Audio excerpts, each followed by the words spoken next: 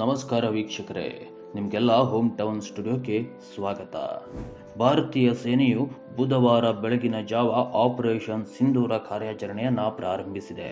ಪಾಕಿಸ್ತಾನ ಮತ್ತು ಪಾಕ್ ಆಕ್ರಮಿತ ಕಾಶ್ಮೀರದಲ್ಲಿರುವ 9 ಭಯೋತ್ಪಾದಕ ಅಡಗುತಾಣಗಳ ಮೇಲೆ ಸೇನೆಯು ಟಾರ್ಗೆಟ್ ಮಾಡಿ ದಾಳಿ ಮಾಡಿ ಧ್ವಂಸ ಮಾಡಿದೆ.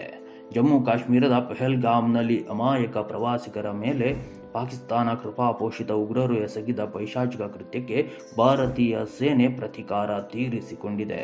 ಒಂದಲ್ಲ ಎರಡಲ್ಲ 9 ಭಯೋತ್ಪಾದಕರ ಅಡಗುತಾಣಗಳ ಮೇಲೆ ಭಾರತೀಯ ವಾಯುಪಡೆ ದಾಳಿ ಮಾಡಿ ಧ್ವಂಸ ಮಾಡಿದೆ. ವಿಶೇಷವೆಂದರೆ ಈ ದಾಳಿ ಕೇವಲ ಪಾಕ್ ಆಕ್ರಮಿತ ಕಾಶ್ಮೀರ ಮಾತ್ರವಲ್ಲ, ಪಾಕಿಸ್ತಾನದ ಒಳಗಿರುವ ಉಗ್ರರ ಅಡಗುತಾಣಗಳನ್ನು ಕೂಡ ಟಾರ್ಗೆಟ್ ಮಾಡಿ ಧ್ವಂಸ ಮಾಡಿದೆ.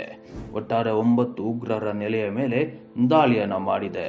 ಈ ದಾಳಿ ಸಂಪೂರ್ಣವಾಗಿ ಪ್ರಚೋದನಕಾರಿಯಾಗಿರಲಿಲ್ಲ ಮತ್ತು ಯಾವುದೇ ಪಾಕಿಸ್ತಾನಿ ಮಿಲಿಟರಿ ನೆಲೆಗಳನ್ನು ಗುರಿಯಾಗಿಸಿಕೊಂಡು ಮಾಡಿಲ್ಲ. ಭಾರತದ ಮೇಲೆ ಭಯೋತ್ಪಾದಕ ದಾಳಿಗಳನ್ನು ಯೋಜಿಸಲಾಗುತ್ತಿದ್ದ ಸ್ಥಳಗಳಲ್ಲಿ ಈ ದಾಳಿ ನಡೆದಿದೆ. ಈ ಕಾರ್ಯಾಚರಣೆ ಕೇವಲ 23 ನಿಮಿಷಗಳಲ್ಲಿ ಪೂರ್ಣಗೊಂಡಿದೆ. ತಡರಾತ್ರಿ 1:28ರಿಂದ 1:51ರ ನಡುವೆ ಪಾಕಿಸ್ತಾನದ ಹಲವಾರು ಸ್ಥಳಗಳಲ್ಲಿ ಸ್ಫೋಟಗಳು ಸಂಭವಿಸಿದವು. ಅಂತಿಮವಾಗಿ ಪಹಲ್ಗಾಮ್ ಭಯೋತ್ಪಾದಕ ದಾಳಿಯಲ್ಲಿ ನ್ಯಾಯವನ್ನ ತೀರಿಸಲಾಗಿದೆ ಎಂದು ಸೇನೆಯು 1:51ಕ್ಕೆ ದೃಢಪಡಿಸಿತು.